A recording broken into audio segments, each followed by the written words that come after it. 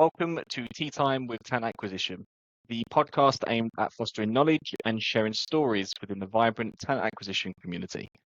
I'm your host, Eden, and for the next hour or so, I'm going to be joined by one of LinkedIn's certified top voices, principal recruiter and interview coach. I'm going to be joined by one of LinkedIn's certified voices, a principal recruiter and interview coach.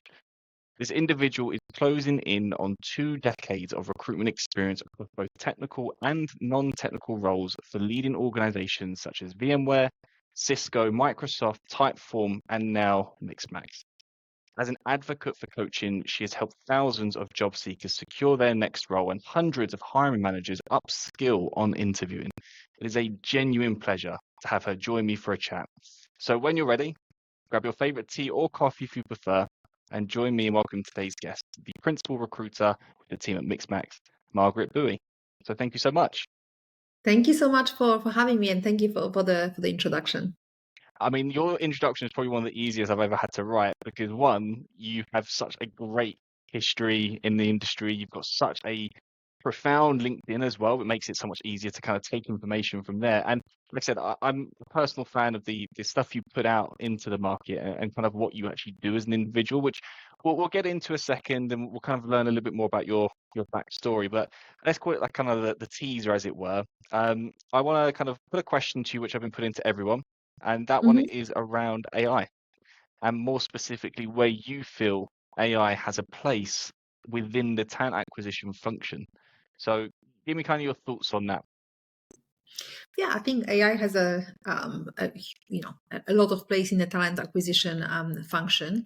I use AI even just to do research. I'm currently trying to find more SaaS companies. There's a couple of searches I'm working on. I'm just trying to find more organizations where I can find people from. And ChatGPT has been amazing in helping me to identify more SaaS companies in different locations, in different geographies.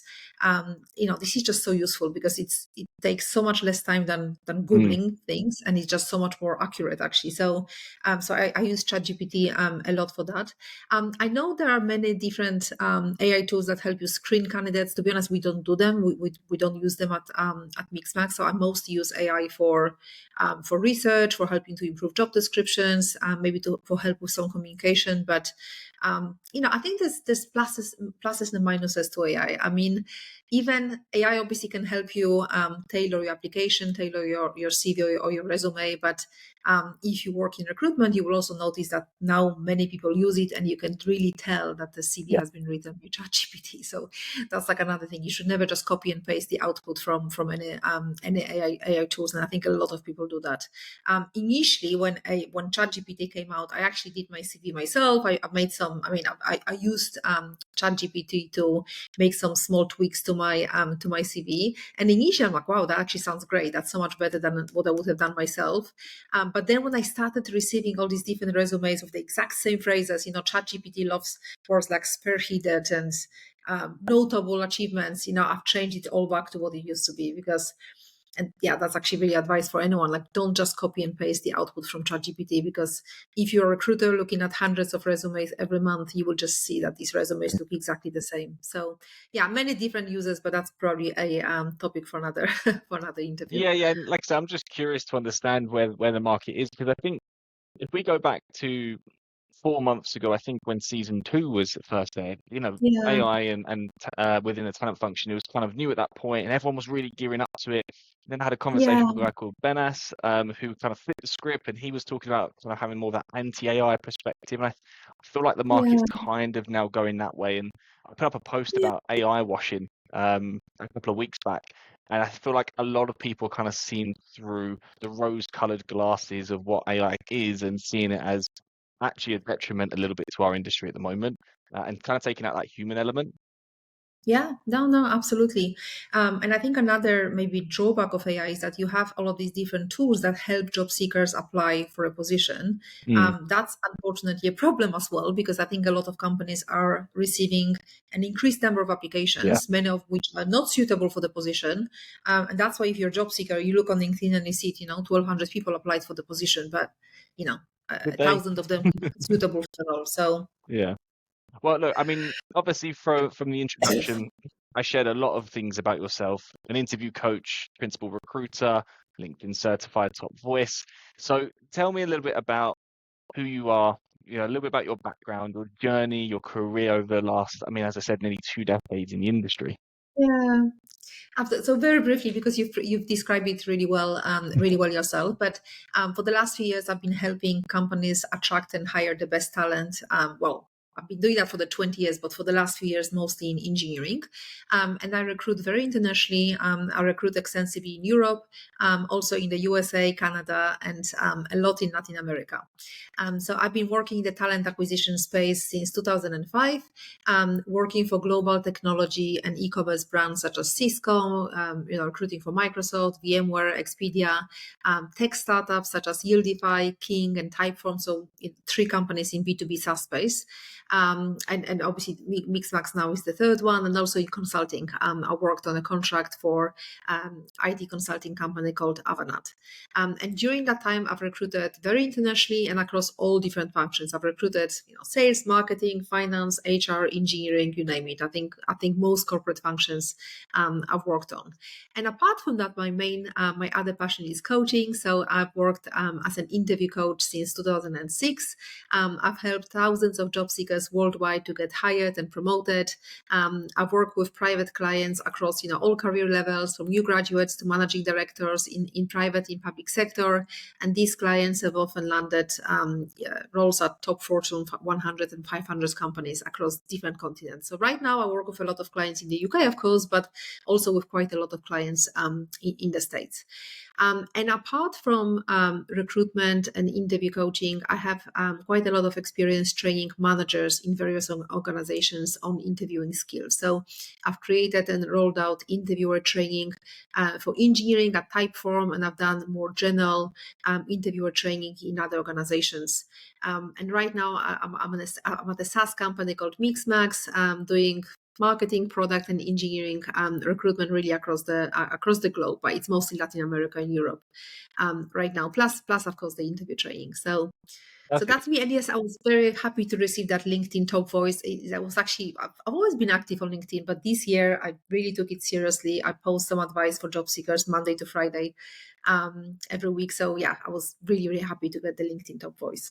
Well deserved. I mean, I'm like I said, I'm a personal fan of what you share. I do genuinely believe what you're doing is making a big difference. So I'm glad you mentioned interviewing training a number of times, because when you brought this topic up to me in part of our kind of preparation for the podcast, it was one that nobody really wanted to kind of take on board properly. They took upon interviewing, coaching, and training in various forms, but you were saying and said, no, it's a standalone idea. It's a standalone thing we should be taking in, very importantly. So I'm super keen to kind of dive into this. So tell me from your perspective, why is the topic of actually training hiring teams, training hiring managers on effective interviewing, why is it actually important in the first place? So it's really important because a talent acquisition professional or the recruiter can do the best job in the world. They can deliver the best candidate experience. They can get the candidate excited about the potential opportunity in the business. But then if the candidate experience is bad because the hiring managers are not prepared or bought into the process, they don't understand, what needs to happen, everything can fall down. And I think especially since the pandemic, candidates want more. They want more global opportunities. They want flexibility to work where they see fit. Of course, good salaries as well. The companies kind of like taking their holistic needs. Yeah, I mean, companies basically compete for global talent, which Yeah. is something that they maybe haven't done before to the same level as it's happening now. So yes, we can, we hire remotely, but at the same, so on one hand, the access to world-class talent has never been easier, but hiring that world-class talent, that's a completely different story. So whatever patterns worked in the past, that may no longer be enough to guarantee that you'll be able to hire that top talent. So companies really have to compete on the quality of the employer experience, what they can offer, as well, of course, competing on compensation. So you need to be able to differentiate your culture, and just build understanding of each candidate if you're going to stand out. So it's really important to create an efficient, rigorous, repeatable hiring process that attracts high quality candidates. It's just really essential, because your interviews can really become your differentiator, because the good interview process showcases your culture, sells your brand, and just makes people want to work for you. So a good interview process helps you to understand the difference between a candidate that's great and a candidate that's great for this role and for your organization. And also the quality of your interviews really depends on training, and I'm sure like interviewer training is really often overlooked in organizations. Absolutely. It's just not a priority because of limited time and resources, and you need to hire fast. And I've certainly worked for companies where it's like, I want this person like yesterday, Yeah. so often it just doesn't happen. And another issue is that it's the same, like interviewers keep interviewing, so sometimes the interviewer just isn't calibrated on what good looks like in a specific organization they've joined, but sometimes it just honestly they've never had the training. So I actually remember a situation from a few years ago. I worked for, I'm not going to mention the name of the company, but I was recruiting for a CRM director in that organization. I actually ran interview training for this organization, and this specific individual refused to attend the training. He never accepted the invites, and he was the one who really needed it the most. So we had a situation when we had to hire a few contractors. It was for a pretty niche skill set. We were using recruitment agencies because these were contract positions, and in 1 week I had 3 agencies calling me and saying, listen, like this guy, let's call him Mark.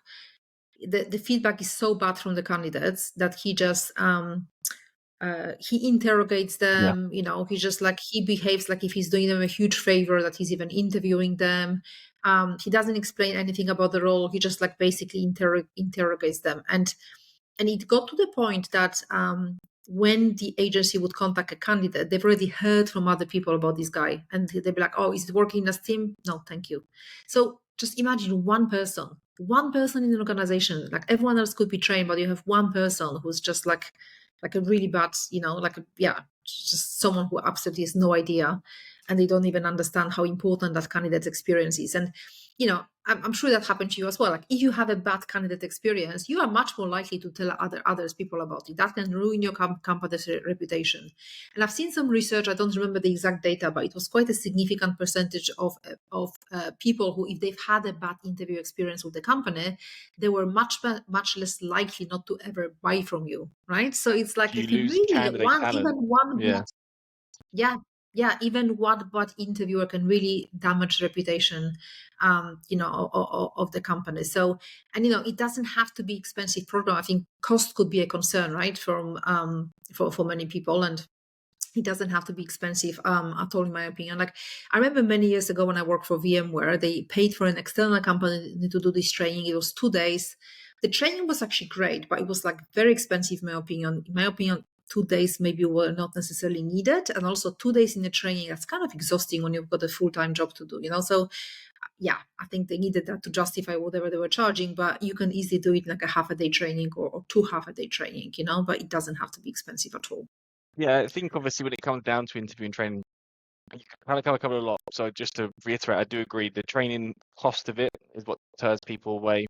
So I think also coming from the talent acquisition, we'll get into kind of who should be driving it. I also feel like sometimes TAs right now maybe don't know how to start the conversation of, hey, you might need some training, or what good training looks like, what bad training looks like. But I think you hit the nail on the head. A lot of managers fall into management, right? You're good at your job, so they're like, hey, you're good, so let's give you a team. And then you're going from contributing, and all of a sudden you're managing people, and you've never really had to think about training or interviewing properly. And I've seen a huge difference between, like, in this one company, there were some managers who came like ex-Amazon or whatever. They were amazing, of course, they had a lot of training. And the difference between those and the other people who've not had the training, or maybe they just work for smaller companies, was really, really huge. So we had a different training for everyone. But I think, maybe people also could be afraid, like, how do you even get the buy-in for that? Like, if I need even some budget, how do you get the buy-in for that? So you might even want to start with creating maybe some kind of slide deck that focuses on the positive impact of investing in the interview training at the whole company level. So you want to highlight things like positive impact on the quality of hires, profitability, because getting your interview process, it's obviously depends on equipping your interviewers with the right resources, training, the knowledge. And when you get that process right, you not only start getting better candidates, but you actually save time, right? Because if you know what you're looking for, if you can you don't spend months interviewing, and I've seen situations when the company is spending months interviewing someone that they still haven't found anyone, and they have 20 interviews, and it really shouldn't happen. If you know what you're looking for, if you know how to assess people, it really it just really shouldn't happen. It also helps you close candidates easier, I think, a good hiring process. And I think this is Absolutely. one of the biggest things that we see externally. I think we see a lot more variety of processes running. And obviously you're very experienced, you've seen lots of companies do the same thing, but I find those that really nail this down, their acceptance rate at the end is drastically higher than those. And I've just had it literally before we jumped onto this, I've just had a candidate who I had to reject 2 weeks ago because the company told me the person's rejected. And she just messaged me, an email says they've contacted me, they want to offer me 20 grand lower. I'm like, whoa, first of all, you're rejected. So I don't know where that's come from. Also, no one, that's just bad process start to finish. So that's bad experience, obviously, of what not to do. We'll get into what does it good look like from your side. So before we kind of Absolutely. And even like the length of the process. absolutely. I work for one company who used to have 6 interviews for each role. That's Now, for some mental. roles, like a manager, director, that could be fine, right? But if you're hiring a marketing assistant, Was it standard you across the really board? need 6, standard across the board, 6 interviews for every position. And like say in marketing, the last one had to be with the CMO. Why would you waste the CMO's time interviewing marketing Yeah, it's assistant mental. unless you're just a complete control freak? Well, there's your So yeah. answer. I mean, I think it's quite interesting to see how much time it is wasted in interview processes. We actually created we Huge. created a calculator for that. So a fractional CTO friend of mine, he questioned it to me. I was like, it's a good point. I don't actually know. So we sat down, we did the formulas. I say we, mostly him.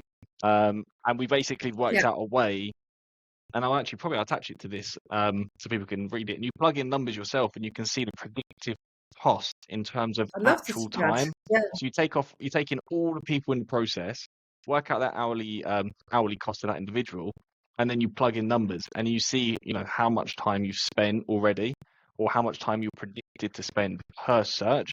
And it gives a really, clear way to say, holy shit, this job's been open for 3 months and we've already spent 12,000 euros looking for this person.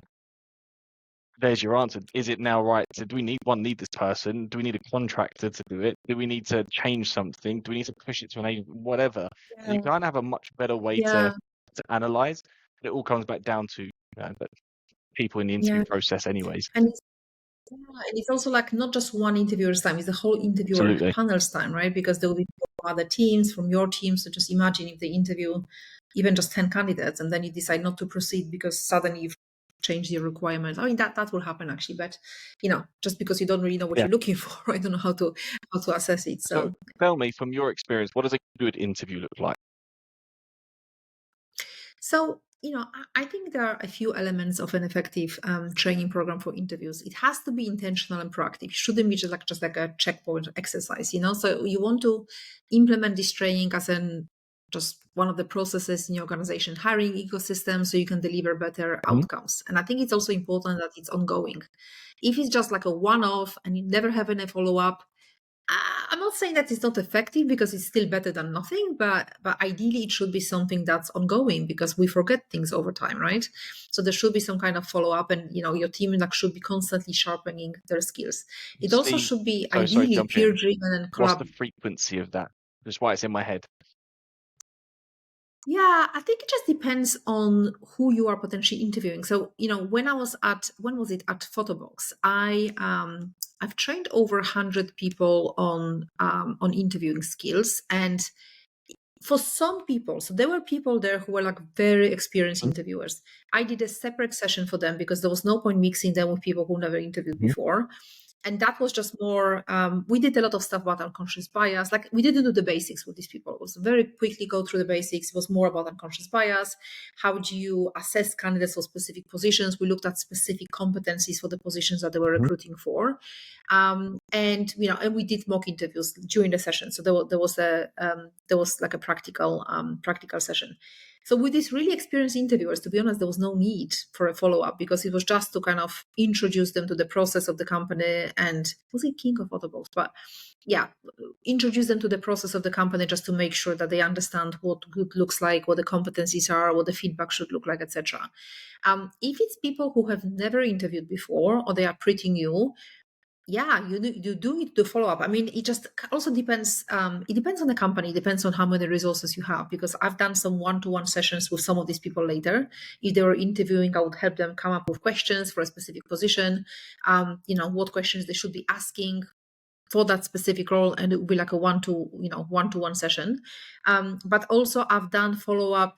It was like 2 to 4 weeks later, just more mock interviews. So we've done a practical session with a little bit of a practical exercise during the session.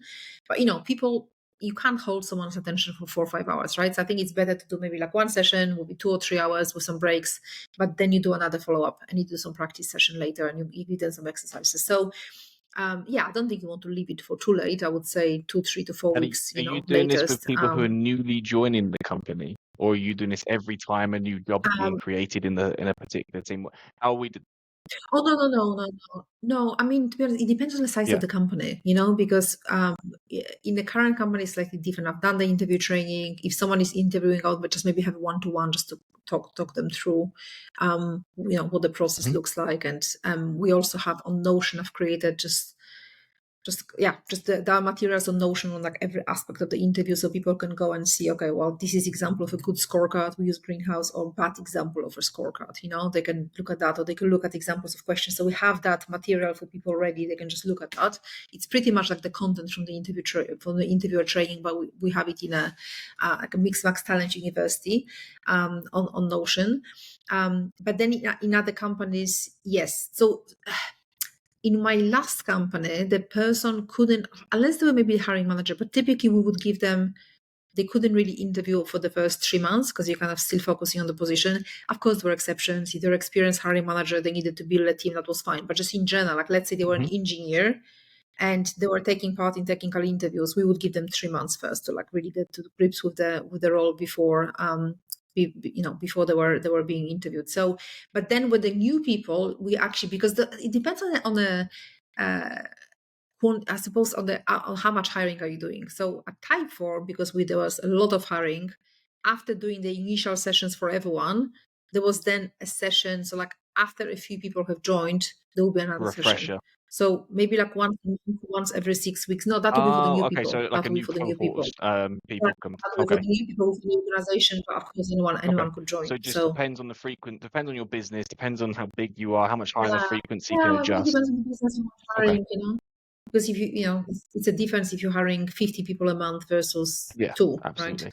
So we Yeah. create So the so training, um so, we so create the follow-ups, and then yeah, so something ongoing. I mean, what we did, I can tell you later, like more about what we've done with at Typeform. But we had like a really there was a lot of hiring going on in engineering, so we had this shadowing and reverse shadowing program, and it just like created more ownership of training goals and knowledge transfer. But I really think it depends on the size of the organization. You want it to be personalized, of course, but there will be like an element of I think like a more general session that, well, it's always going to be personalized, but I would always do slight personalizations for every team. So you might have to do one training session for everyone, but then I think it's important someone also gets like a specific training that's relevant to them. So it could be maybe shadowing a more experienced interviewer, or like reverse shadowing when you lead the interview, but there is an experienced interviewer observing you.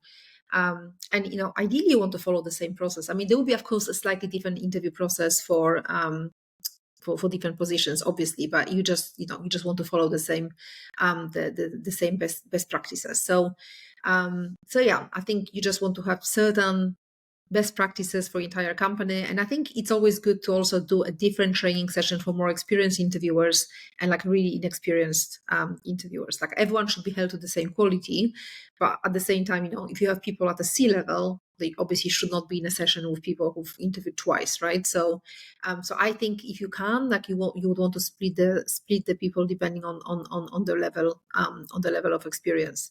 And I think in terms of like what should be included in the training, I mean, that again really depends on the company.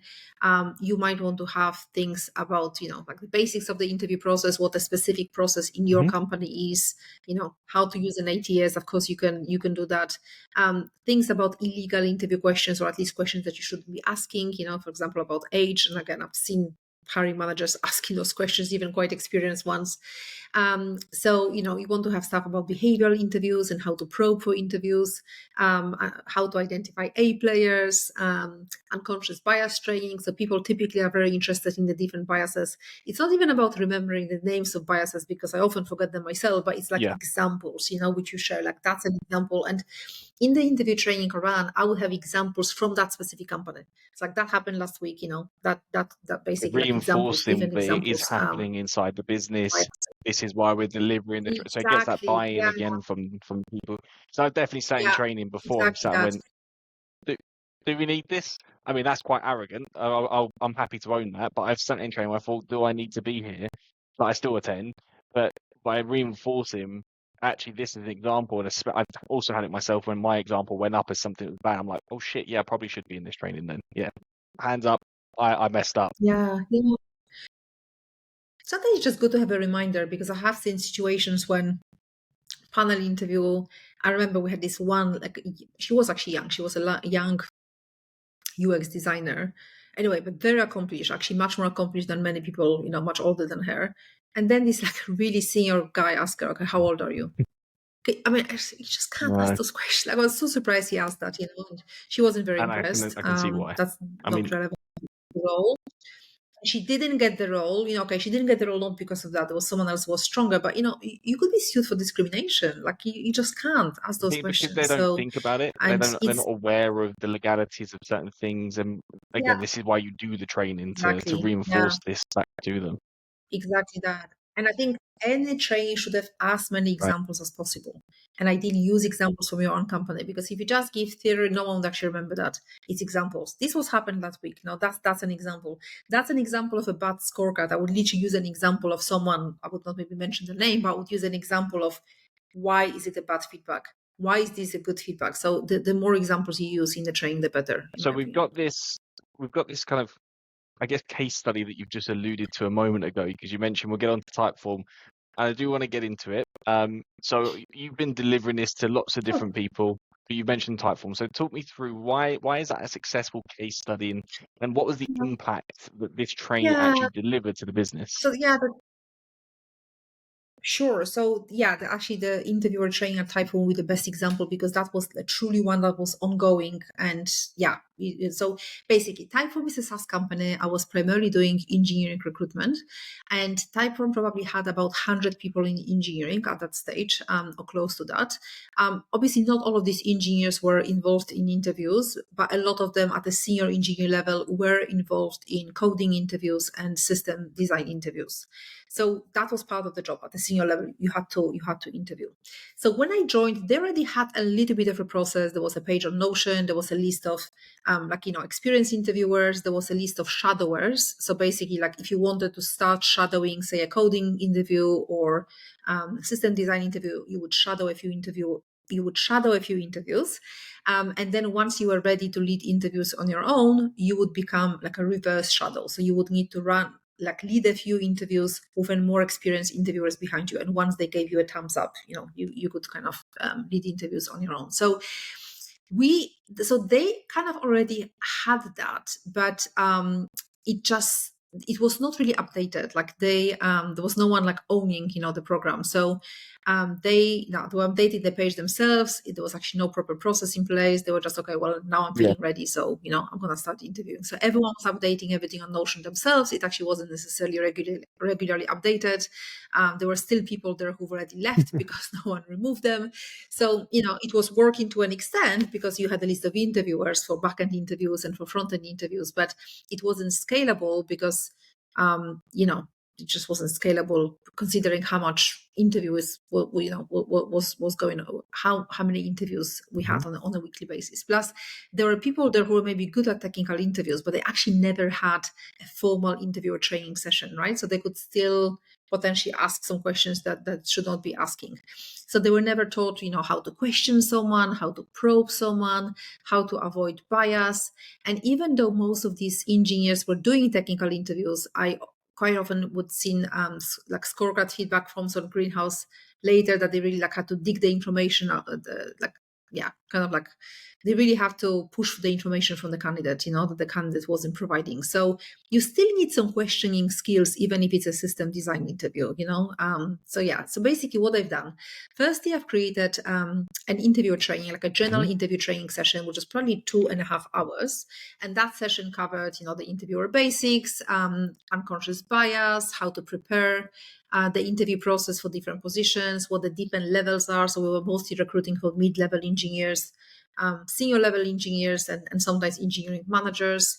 So, what's required at different level, behavioral interviews, how to prepare for them, what questions to ask, questioning and listening skills. We had exercises, how to sell the business during the interview, and also how to provide feedback with examples of what a good scorecard looks like, or what a bad scorecard looks like. So that was one session, and I probably ran like 10 separate sessions because it's difficult to get availability of 100 people in total. So there were several sessions. And apart from that, there was another session that we decided to run as a separate session, just because it's difficult to keep people's attention, for more than 2.5 to 3 hours. So there was another session which was 90 minutes, and that was run by an engineering director, and that was more like a technical interview or training session. So I would schedule these sessions, but it will be run by an engineering director, and basically that was what was covered in the interview is just how is the coding interview different for level 2, which is the mid-level engineer, or versus level 3, which is a senior engineer. System design interview, what's included, what are the different levels within the organization, what are we looking for in each level. So again, so that was that was actually that was really good. All the interviewers had to do the training, and then the new interviewers, they will need to sign up. It was actually a Google Sheet, but we'll move that to Notion later. They will need to come to me, say they want to start shadowing a specific interview. I would add them to the spreadsheet. Once they've done a few of those, once they were ready to reverse shadow, I would move them to that stage, and then I had to get like a 2 thumbs up sign from experienced interviewers to prove that this person was ready to lead interviews on their own. So that was so I was kind of owning the whole process, just to make sure this, it's all in order. Like another rule was that the person had to be within the business for more than 3 months before they started interviewing. And so we had over 100 people who've attended the training. It's in terms of the results, what was really good. I mean, first we had a lot more people who could conduct the interviews, which really sped up the process with which we could hire engineers. So just the speed at which people have qualified to conduct interviews on their own was really great. Also, the quality of feedback has improved so much that I was getting just really amazing. Like I was getting such good scorecards from these engineers after different interviews that I can't tell you how many times I would be rejecting a candidate and they actually said that was the best feedback I've ever received, because at least they understood what they could improve. So I didn't get hired, but at least I knew what to improve. And it was actually very rare as well that someone disagreed with feedback. So that was great. That obviously worked really well. And another thing we did later, that was actually engineering. That was one of the hackathons, but it was amazing, and I would really recommend it. Like I wish we had actually had that here. So the engineering team created like an interviewer app And Yeah. because I had to schedule a lot of interviews. I probably had 20 positions open at the time. There were other technical recruiters. There was a lot, right?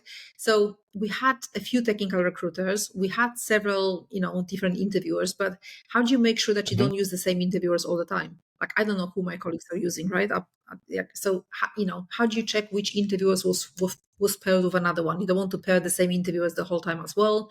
So these fantastic engineers, they've created an app where you could go to the app, you would look at the person, for either system design or backend or front end, or a coding interview, backend, or front end.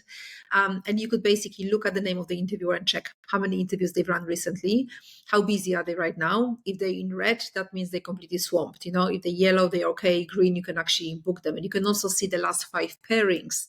Who else? Because there were 2 people in the live coding interview, right? So, or was it the system design? There were 2 people in an interview in any case. So you could look at the last 5 pairings just to make sure that you can maybe pair them with other people. So that's worked really, really well, massively improved the process. Engineers were much happier as well because they were not, they were not being asked to do 10 interviews per week. So, so yeah, it was really great in terms of the quality of feedback and in terms of how many more interviewers we had to conduct the interviews, I which love that, sped by up the the way. I process mean, as well. start to finish, that entire answer.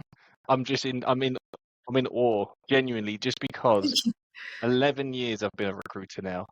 And of course, I see it from the external side of things, but that is probably the most thorough awareness I've seen any company go to, try and improve their processes, because that's not just training, that's satisfaction, that's retention, that's productivity, that's candidate Yeah, experience, and that's all just by stemming from yeah, saying, okay, we've got something here, that's shadowing, reverse shadowing, but let's improve it. Let's get everybody on the same page. And as you said, you've been able to free up yeah, time, productivity, I imagine, increased in certain components because people aren't always, yeah, I see this massively. a lot. You get the best Yeah, seniors and they're always in interviews during hiring sprints and it becomes a headache. Then they have to take holidays usually so they can decompress. that's a hell. So Yeah, I yeah, think, if anyone's 100%. just listened to that, that is a textbook example. Like that is, I would be sitting there right now with my notepad and pen going, writing everything down, saying, guys, I've just got a brand new idea. Who wants to get in a Oh, room it's too and good. see how we can improve our model? Yeah, that was really good. Especially Yeah, that interviewer app was so good. I don't know how they did that. It was just one of the hackathons. They had it, I think, at the end of every quarter, and they just literally built I'm that thinking as during a well, 2-week hackathon. So there's got to be a way it that was that great. could be created. I mean, I'm bringing up the AI stuff now, but it's got to I'm be sure there is. something where you could do that. Yeah, Well, you know easy what? now. There has to be something. Yeah, I mean, listen, they did it in 2 weeks. There were like 3 or 4 people from one team Mm. that did it in 2 weeks. And it honestly worked really well. So, yeah, I'm sure there is To something wrap that could be this done. up, so I do appreciate you've taken some time to go through this. What's the number one piece of advice that you usually give hiring teams before they actually go out and interview? Yeah, I know it's a good question. I'm not sure there's Okay, just I'll one piece of limit you advice, to right? two Because or three like then. when you prepare for an no, just like briefly. Yeah, but I think it's almost like a checklist, right? So like before you interview, can you talk about your company's strategy or your team's strategy and structural mission? Can you talk about your team's project direction and goals? Quite often I would ask the hiring manager, like, how would I sell this role to a top performer who's not looking? And sometimes they need to think about it, which is a concern, right? They should know why someone should want to join your organization. Have you actually like read the resume properly and prepared your questions? Do you really understand what we're looking for? What are the essential skills versus desirable ones? And also, if you're the hiring manager, I think it's really important you coordinate with your team so you don't ask all the same questions. And here at Mixmax, we have this pre-flight document. We have every interview stage mapped up before every interview, and even interview questions for each stage. Because I'm sure you've seen that many times, right? It's like, yeah, you have 3 Yeah. interviewers, but it's like the same interview 3 times. No, every interview should have a different focus. So you should coordinate with the team. Should be able to explain the next step in the hiring process and answer kind of like any questions about career progression or perks. So this is not just one; it's just this overall preparation. But yeah, I think knowing what is it that you're looking for is very important, and being able to sell the company. Being able to sell the company, really like sell the mission of the company, why your team specifically, why they should want to join your company. I Yeah, think I that see this all of that quite, would be and very just to throw important. my 2 cents into it as well, that's a telltale sign for me as an external recruiter as well. So when I'm, for example, speaking to a new business, a prospective business, whoever, my question to them is, I'm a candidate. How would you sell me the job? Because I want to know how you sell it versus how I need to kind of mix it up. And the amount Yeah, of HR managers, tech yeah, recruiters, senior leadership who and are is quite shocking. And I think that's where yeah. it comes down to. I think I it needs know, to I be know. not just on talent acquisition. Don't get me wrong. We play a big part, but if we want to move the needle from, Yeah, hey, we're just here to deliver candidates to you, to actually, no, we are a business partner to you. This needs to be ownership on us. We need to be pushing this into companies and yeah. say, like, no, we need to do better, or we need to make a drastic improvement somewhere. 100%. I think, yeah, that's very, very important. That's literally like one question I always ask a new hiring manager. How would you sell this opportunity to someone who's not actively looking? Because I am going out, I'm going to the market and headhunting typically. Yeah. Like, I need to be able to sell it, right? So why is this a good opportunity? And if it's an engineering role, well, they want to understand the projects they would work on, the technologies, obviously, the tech stack, opportunities for progression. So you need to have this information. You won't Yeah. always have it all, but you should Otherwise, have you as look much like as a fool as possible well. for You're going each to position. market trying to find a top 5%, and then there one or two Yeah, no, chances to get these people in. You miss your boat, you missed your boat. So I do appreciate exactly. you spending Yeah, some time and like I said, yeah. really giving us a very thorough blueprint essentially to what makes an effective interviewing program. So I appreciate that. If people want to find you, they want to connect with you, what's the best way to do it? It's probably the best on LinkedIn. So there's just one. I think there's just one Margaret I will put Buj on a LinkedIn. link So for anyone just who wants to find it in the connect with me on perfect. Well, thank you LinkedIn so and much send for me a taking the message. time. Enjoy the rest of your day. Thank you very much for your time. You too.